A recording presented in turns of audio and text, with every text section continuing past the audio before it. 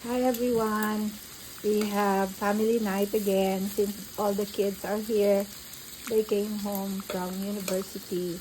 So Charlotte prepared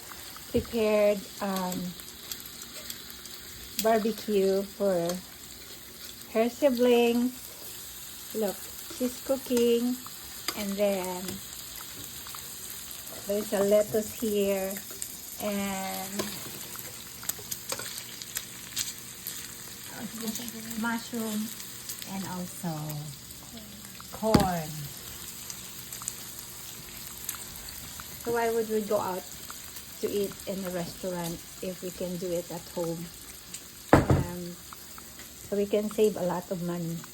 And then this is their drink, iced tea. Ay. Look. Nakuha ko yung legs mo, Lot. Sorry. Look. Magaling talaga magluto si Charlotte.